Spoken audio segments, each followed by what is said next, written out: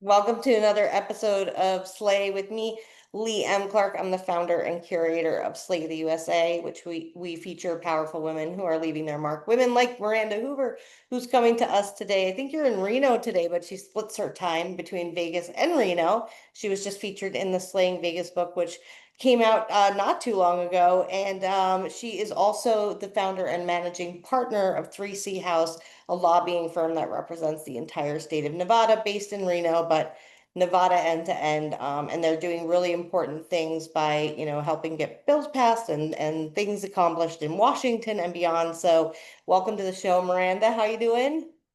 Thank you so much for having me, Lee. I'm really excited to be here and I'm doing great, still coming off of the high that was our book launch just less than a month ago.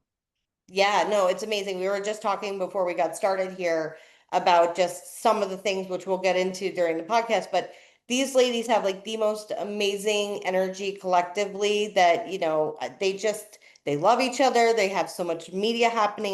The energy coming out of Vegas right now is really exciting. And I joke that like I went all in Vegas because that's when I like the last book before I went full corporate, goodbye. So very excited to talk about that today and talk about the things you do. So we just talked about the fact that you're the founder and managing partner. What is one moment in that career? It's very powerful work you're doing in lobbying. What was one moment that you're like, oh, this is exactly why I do this? So, one of our main niches within our company, and really has always been a main passion for my life since I was very, very young, is small businesses and allowing individuals who want to create their own freedom. And that freedom could be their own freedom to make their own schedule, freedom around money, freedom around the amount of time that they want to spend with their family. And that's always been just a wonderful kind of means that I've seen as something that I've wanted for my own life. And so when I get to represent clients that they themselves are small businesses and trying to provide for their families, and yet then we see either local, state, or federal regulations coming in to potentially dismantle the life that they've built for themselves, that's something that always really gets me going. And so I get excited to go fight for those small businesses. And so one of our clients that we have represents registration services, which is like a third party DMV type service. And we have over 100 of these types of companies around the state of Nevada. Now they provide anything from driver's license renewals to license plate renewals to smog checks and emissions. And the state of Nevada has always kind of had a little bit of a difficult relationship with these companies. Now, these companies also really, their clientele represents minorities all across the state. Many times, these are people who have green cards, who are here on work visas, who really work in lower income areas. And so when I keep getting calls saying, the DMV is not allowing us as registration service companies to come in and represent our clients and take care of our customers' transactions, that's something that I really enjoy getting to do. And so just within the last couple of years, we have changed quite a bit of Nevada state law to ensure that these companies can continue to operate legally and that no department or agency within our state is going to tell them that they can no longer operate their small business. So it is an ongoing conversation. I will say an ongoing fight that I get to continue to work on, but we're over 6 years here in the making, and we continue to just make, small progress, small bites of the apple, but I'm always really proud to get to represent them as one of my clients. That's amazing. Yeah, and that's definitely a why you do what you do moment. It absolutely is. And, I've represented small businesses all across the gambit. And when I actually used to represent the Reno Sparks Chamber of Commerce, we were running into issues federally with the Affordable Care Act, saying that chambers of commerce, because they did not represent just one type of trade, that the associations slash chamber of commerce healthcare plans were going to be null and void. And so that was something that we got on the phone with our US senators, who then had emergency meetings actually in Congress and in Senate to ensure that across the board, chambers of commerce could continue to offer health insurance plans to any and all of their members as long as they had two employees or more. And so I'm really proud of that precedent that we were able to set. And this is now back in 2019, but instead of just one type of trade association, who again represents one type of trade, they were already completely in the clear of being able to offer their own health insurance. We were really able to save over, at the time back in 2019, over 2,000 lives from being kicked off health insurance in the state, which now it would be upwards of 20,000 because they've expanded their health insurance plan that much just in the Reno Sparks, Northern Nevada area. And so that's something I'm really, really proud that we were able to do. For small business owners, even being able to offer health insurance can be such a hurdle. And yet to remain competitive in the marketplace, to get the best candidate and get the best employees and retain the best employees, that's one of those benefits that really could be the make or break for keeping that employee or bringing that employee on. So really proud that we were able to do that for our state. Awesome. So do you have, so I actually did not intro the game. So like we usually do, I realized like somewhere along the line, I missed an intro to the game. And here's the thing with my podcast, guys, I'm not editing any of this. Like this is what it is. So we go back and forth with questions and we talked about it, but we also went along on the intro. So what we're going to do is we're going to play Ways to Slay. We're going to go back and forth with questions, Miranda and I. And I have about 5 or so questions for her. She has about 5 or so questions for me. And we are going to get into things about the book and things about her career and all these wonderful things that she's got going on. But I do want to say, I think that that's super impressive, like what you're doing. And I'm so honored that we were able to represent that. So I will come over to you for a question. Awesome. Well, so Leigh, I would love to learn about how it is that you decided on the first couple cities for the Slay USA series and how you decided that Vegas was going to be your eighth city. Yeah, so Vegas for me, well, Slay the USA, I mean, it started here in Southwest Florida and then that we expanded into other markets because there's just a need to tell women's stories, like and everyone's stories. Like this happens to be a platform for women's voices, but I believe that there's a deficit of us being able to share our real truth, our backstory, like who we are, the journey that made us, more than just like kind of the surface level things we're able to see online. And so Vegas for me was one of those cities that has that allure of everyone thinks it's like this is a fantasy land and Sin City and all the things, but I was curious, what are the stories? Who are the people? Who are the people who are making this city run like yourself? Who's helping like the people, the citizens, and who's designing the houses and who's reporting on the news? And I wanted to know like who are the people in the neighborhood, and that's always my thing. Unironically, I actually chose Orlando for the same reason because people like have this perception that Orlando is Disney and that is like the strip is to Vegas, one part of an otherwise very large community and city that's working in that way. So that great question, and that's something that I'm very excited about with Vegas, which kind of brings me to my next question. You met the people in the neighborhood, right? So I pulled together people from all different industries. Tell me about the women you met in the project. Oh my gosh, I have had such a phenomenal time getting to meet and now really getting to know all of the 21 other authors. So I was never part of a sorority in college. I was always in a tons of different clubs. I played sports. I was working in nonprofits, always doing that. And so I never really, I would say, had one kind of home or one kind of clique. I was kind of everywhere, enjoying everyone's company. And really, for the first time, I feel like I have this large group of women that I can turn to any day for any reason.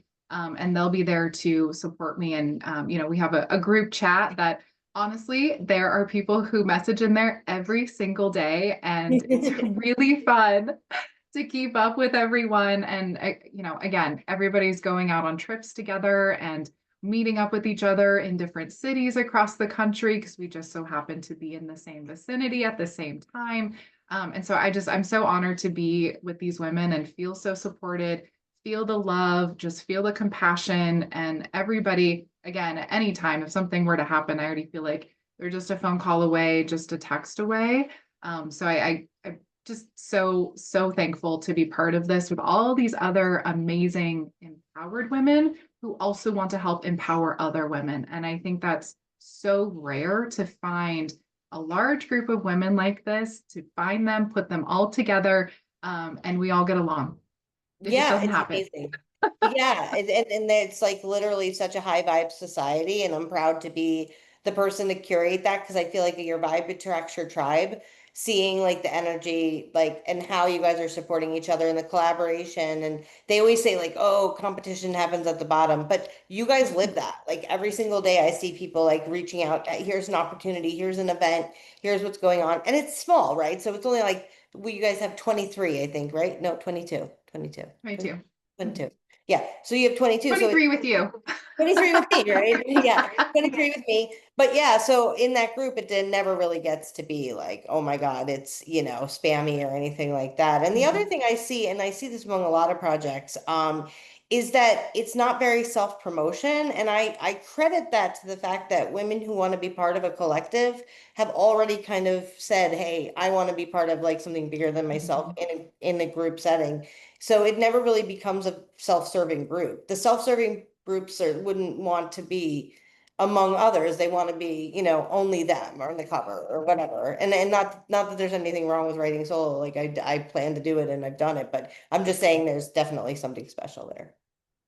Absolutely. Well, and I would love to pivot a little bit since, I am a lobbyist and work in government affairs. So I'm curious, has there ever been some type of policy or law proposed in your home state of Florida that you have gotten involved with, or you've attended a candidate's event, or you've been to a protest or anything like that? Because I'm curious. I mean, the only thing I've really backed in the state of Florida is legalizing marijuana. I mean, that's, Yeah. if you want to bill, I'm a medical marijuana patient. I think people should have Mhm. access to herbal medicine. I don't drink. So I think, everybody gets to pick their poison. I feel like for me, nature is accessible. And I think it's important to vote, very, very important to vote. If you're not voting, like you're not part of the decision making for, that's what we're doing all this, like, and people argue and they spend all day talking about it and working on it. The least you can do is put your 2 cents in. The thing I could get behind, if you want to talk, because I don't really get Yeah. political, or I just hope everyone gets a chance to make decisions that suit what their journey represents. Yes. But I could get behind killing the whole electoral college. I'm down with that. I'm down like, don't we have stuff now? Don't we have apps? Can't somebody like, isn't there a Zuckerberg or like whatever Elon, they're like on the, I don't even care. I don't even really, honestly, I try to put my head in the sand to some degree, or at least just, let everybody have their, I always joke too with the kindness community, our color was purple because red and blue make purple. And I'm like, I want everyone to feel seen, valued, and heard. And I think you're certainly entitled to, but yes, in terms of that, and also in my nonprofit career, I represented nonprofits like transportation alternatives in New York City, which there are a lot of, as you can imagine, pedestrians and bikers that are hit in New York City on the daily, and their entire mission was finding ways to promote alternative forms of travel. And so I think it's so important, and I think people fail to realize it. And I will also say, the reason I chose you for this project is my own, like, what do they do? Like, I don't really, I just mentioned you to my mom too. She was just here visiting. And I said, it's so interesting to me because that's part of this project is a natural curiosity about what do people Yes. really do? So that's a great Mhm. way to pivot for you. What is a day in the life like? Like, what is a day in the life like? What's your inbox like? Yeah. Oh my gosh, my inbox. No one should open that because it would scare everyone. And I never want this to sound like a cop out because people actually ask me this all the time, but every day it is different. I get phone calls all across the board every single day. It could be from current client, prospective client, a nonprofit, the governor's office, an elected official, someone who wants to run for office. It could be from someone in a different state, someone in DC. Yesterday, I was just out in Dayton, Nevada. So, for anybody that knows rural Nevada, it's about an hour outside of Reno to celebrate the Nevada Builders Alliance Foundation. They do this event at the Sutro Tunnel, which the Sutro Tunnel is an old mining area, and they actually moved minerals and mined the entire inside of a mountain all the way to Virginia City. And if anyone is familiar with the Comstock Lode, that happened in Virginia City, Nevada.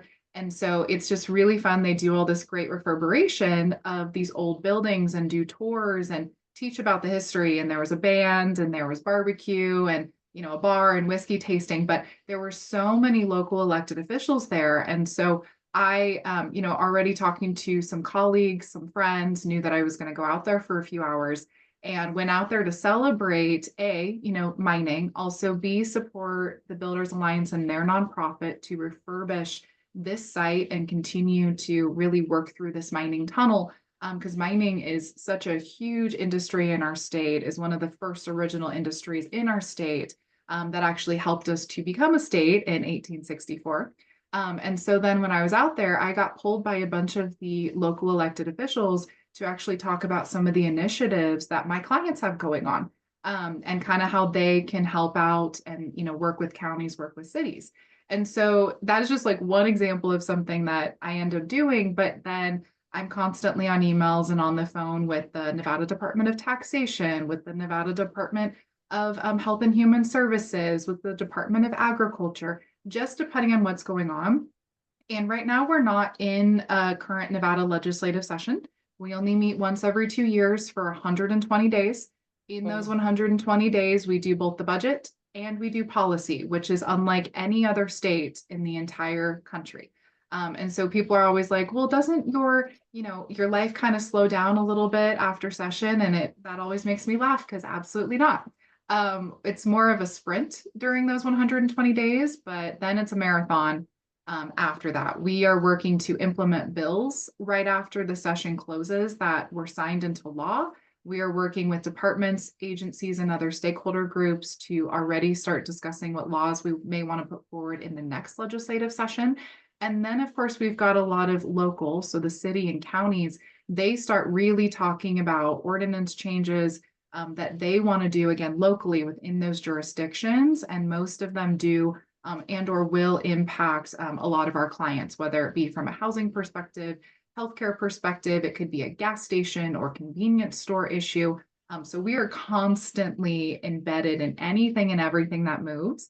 And we already just this last week officially went into campaign fundraiser season. So I attended 2 campaign fundraisers this past week, and now it is just kind of gangbusters all the way through next November.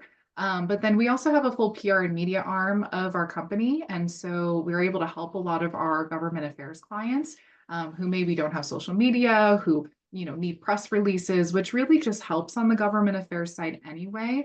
The more press and the more information we can spread, not only to those in government, but also to the public and educate them about what our clients do. Really, again, that just helps us when we're talking with legislators about them, when we're talking with potential candidates about who they are, so that they're already aware of some of the initiatives, the projects, who they are, what they do, and what they can do, and what they currently are doing in our state. So every day is a little different. There are days that I have 15-hour days. There are times that, my email inbox is over 500, over 800. I really try to keep my inbox under 100. That's usually my goal. There is so much news pouring out every single day. And obviously there's a lot of different subscriptions that I have, DC updates, Reno updates, Vegas updates, all across Nevada updates, all across the West Coast updates, because it's really important that I stay plugged in for our clients so that I can let them know what's going on. We really try to be as proactive as possible in regards to all changes versus reactive. So yeah, we're constantly out there doing a lot of conversations, tons of events, which I really enjoy getting to go to all the events and talking with people face to face. That's probably one of my favorite things. Yeah. But yeah, every day is different. Again, I don't want that to come out like a cop out, but it really truly is. No, I can imagine. And things are ever changing, right?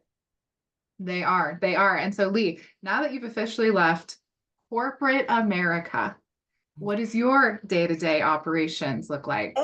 Same, like varies by day, but no, it's actually kind of interesting because the other day, somebody said like, "How was your day?" And I'm like, "I spent it in New York, even though I'm right here in Florida, but I spent it in New York." So most of my day is interviews. I'm interviewing constantly in new cities. I spend a lot of time on Instagram, like stalking pages and looking for interesting candidates for the book. In New York specifically, I'm trying to, and Vegas too. I did this. I have specific story types that I'm looking for. So there's that. And then aside from that, filming the podcast, right? So we have that going on, and then visibility sessions with my authors. Like I like to yes, pour into them in terms of like you do with your clients, right? Making sure that they're getting exposure. The thing that is so important to me with the women I select for this project is that they do things with intention, not for attention. And so when I find these intentional people who are there doing these cool things in the world and not a look at me type of person, but these collaborators, I want to get them a bigger platform. I want to get them more exposure, even if they have a ton of exposure. I want them to share their light with more people. So I do visibility planning sessions. I coach people on their chapters. And then we have events, right? So my boyfriend and I travel, like now it's going to be, I think, twice a month. And we're trying to do like a city a month or the city every 2 months, depending. But yeah, so we have a lot of travel plans. So, like one weekend we'll go somewhere. But I've been really alternating. If no one would notice if I didn't point this out, but every other city's kind of been a Florida one. Which is nice because there's so many cities in Florida and I have a son, so like obviously can't be like gone all the time. So I've been kind of volleying between like something drivable that we don't really have to travel for and then something like across the world like Vegas is. But yeah, we have big plans this year for like Honolulu, Dallas, DC. DC is next, so I'm sure you have some friends in DC you can like send my way. Yes? Yes, I've already put a short list together for Good. you. So Good. Yeah. We're I think halfway through New York now. So I'm very excited. Their brunch is coming up in October, so that's fun too.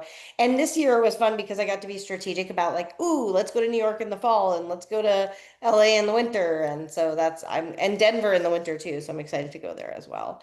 oh, Um, smart so thinking. Question for you, because we did talk about this before we started the recording, which is, and I know this offline. You shared a really vulnerable chapter in the book, and as somebody who's always representing for others and really, uh, sharing other people's missions, goals, dreams, aspirations, challenges, right? That's part of your day to day.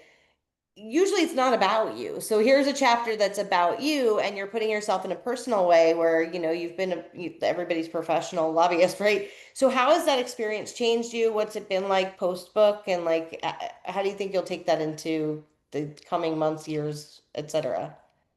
Yeah, no, thanks for the question. It's wonderful. And actually, I was just listening to a podcast this morning on courage, and not that I had just chosen it, it was just the next in the lineup, but really just reinforcing the fact that courage is a muscle and it's not just, something that you're born with and you either have or you don't have. It's a skill. And so the more and more times that you're willing to put yourself out there, the more courage that you will continue to have and be able to put yourself in more uncomfortable situations and be vulnerable. And yeah, just like you mentioned, I mean, I've always been out there to represent my own clients, and it's never been about me. I can be the connector, and I am the person that really enjoys getting to connect the dots for people on issues or really anything that they need. But again, it's never been about me. Mhm. And that's one of the reasons I think that I love this industry so much is the very type A, very perfectionist, I never have liked to talk about myself person that I am. That gave me the ability to be involved in everything, but again, it never having to be about me. And Mhm. so, me writing this chapter and putting this information out there for the first time publicly ever was very challenging for me.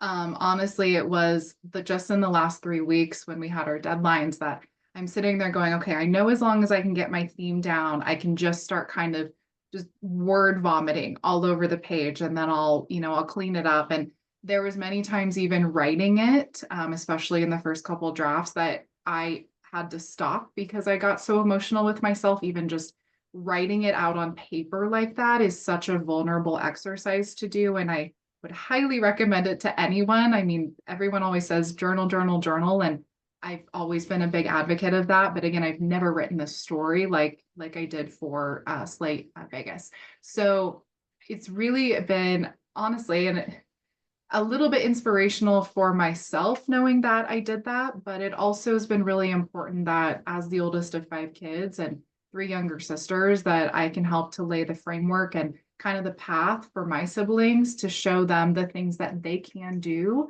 if they want to. And it was really kind. A few days ago, I was having family dinner. I walked into my parents' house, and my sister, who she herself had just gone through a really rough breakup a couple of months ago, she was standing there with the Slay Vegas book, holding it up and saying, I really would like you to sign my book. I read your chapter. Would you please sign my book? And that just, there's not really a lot of words to put around that, but feeling that support from, really from your loved ones, but also from those that you are wanting to empower, was just like a pivotal moment for me. And so now that I have officially put this story out there, I don't feel like there's a whole lot that can stop me. And I know at some point, I'm sure I'll get some backlash on it, but I'm here for that. And again, courage is, it's a muscle, it's a skill, it's something you continue to build. And I hope anyone and everyone who, reads any of the Slay USA books can take that to heart and hopefully put that into practice for themselves. No, I seriously love that. And I love the transformation. That's like one of my favorites. Like to see people see vulnerability is strength and how empowering it is to take your pain and make it purposeful and empower others when they may feel the same way. They may feel like this perfectionism, shame, guilt, embarrassment, frustration with your younger selves, like all that, like let it go, So to be able to offer that situation and opportunity for women is incredibly empowering as well. Yeah. Absolutely. Well, thank you. And I would love to hear more about the nonprofit that you worked on with the alternative transportation, because that is a prime example of how any type of initiative, whether it sounds political or not, actually is the perfect example for how anybody, it does not matter who you are, what you look like, where you came from, what you do for a living, can be involved in something that impacts their community. And so I would love to hear more about that and like how you decided to get involved with that nonprofit and with that project. Yeah, so at the time I was working for Salesforce, and anybody who doesn't know, if you run a nonprofit, Salesforce has a seed and grow, right? So they want to see you excel, but they offer up to 10 free licenses for nonprofits. It's called the Nonprofit Starter Pack.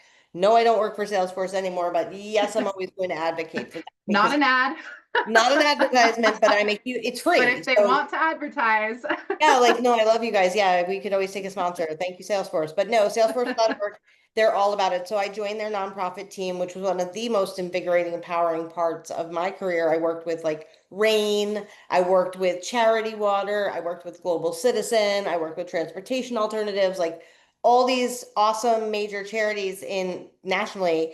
And I got the job of helping them get more exposure through Marketing Cloud. So I was specifically in email sends. But one of my favorite things, and this is transportation alternatives and other nonprofits, but I want to give this advice out to anyone out there trying to make an impact.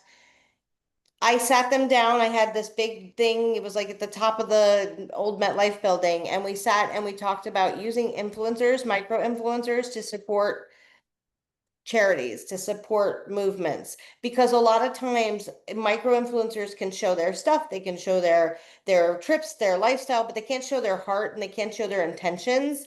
And there's something called a letter in kind as a nonprofit. So as a nonprofit, you can write a little receipt to your influencer and say, hey, thanks for your ad. It would normally cost a brand like the leggings you sponsor $2,000, but here's a note that says you paid that to us. It's now tax deductible. And I don't like to talk about boring things like taxes and things, but they're a reality. So the beauty there is like by leveraging NGOs, by leveraging nonprofit, by leveraging influencers, any type, micro influencers, I recommend because it's cross promotional too, right? So the nonprofit is giving light to the entrepreneur because they probably have some, want to be seen going on because they're influencers. And then the influencer can then influence the nonprofit. And we see it, right? Sarah McLachlan crying about animals, which makes us all want to adopt a puppy. We know Jennifer Aniston, St. Jude's, like we see this on the grand scale, and I don't see that in the world enough. So my PSA to anyone on the internet, one, if you are that person, that content creator, whatever, find a cause. If you love something, you write the check. The other thing is like, share, comment. That's a donation, bro. You don't have to write a check. Just support the energy around people out there making impact, making change, wanting to see other people shine, like Miranda, So I really, I know the question was specific to transportation alternatives, but yeah, I get a little fired up on the whole NGO thing. I ran a nonprofit for over 10 years. And so those are the people who deserve the light more than anything. They are just out there, most of them making nothing. Like the CEO of the Red Cross got accosted for his salary. I know sales guys who make that doing nothing, like less than nothing, like taking their clients out for steak. Like people have a perspective on that, that these people are just raking it in. And as a nonprofit leader, you can't even make that kind of money because it would be egregious and you're trying to do the right thing. So yeah, I get a little fired up. But yes, do something, people. Just like, share, comment if you're an influencer, influence. Yeah, Um, no, you took that question exactly where I hoped that you would. I thought that was so great. And yeah, as like a former executive director of a medical research education nonprofit in Nevada, it is so hard. And I wish so that you and I had known each other then, because I would have loved to, pick your brain a little bit more and work together on some of those things. But you're so right. People just need to get involved with something. And one of my biggest kind of responses to people when they're complaining to me about who's elected, mhm. politics, policy that's getting in place is I always ask, did you vote? And especially when the And answer is no, I go, well, then you do not have the right to complain about something that you refuse to be involved with. And so I appreciate your statement too about just vote, people, understand the facts, get to know who's running, understand the ballot initiatives going on out there, and vote. Get to the ballot box, mail your ballot in. It's not that hard. if I'm going to stand on one thing, let's get down with the electoral college. Can't we all just have our votes? Can we just have our votes? Yes. Like, it's not even done well. Like, they don't even do a good job with it, and it's paper, and who uses paper, and then there's issues. Clearly, I don't know who did it. This one did it, that one did it. I don't really care. There's problems. Yes. And like, how many California gets like 5 votes, but then like, so, I don't even know. I'm not that. Don't ask me the question. Ask Miranda. Ask Miranda how We're going those to have to do a whole class like. on the No, electoral it's college and federal voting. I'm happy to run it. like the 1850s, man. We can all like vote. We can go to a place and do it. We don't mind. We've been there. You want fingerprints, Yes. and then you can put it in the National Criminal Registry while you're at it. Yes. I mean, we have Yes. plans. Hey, if you ever want to just, come up with stuff we should like change the world with, I'm down. Mm.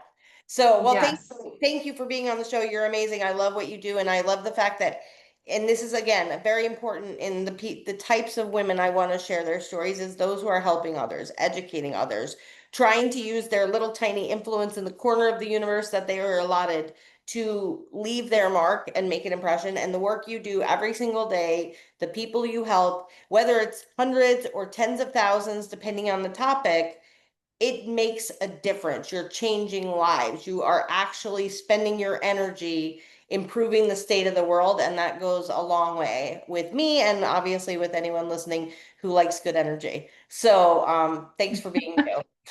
Well, thank you, Leigh. I really appreciate it. And I would be remiss if I didn't, thank my entire team at 3C House, my business partner. We are a full woman-owned firm in Nevada, and all of our staff members are women.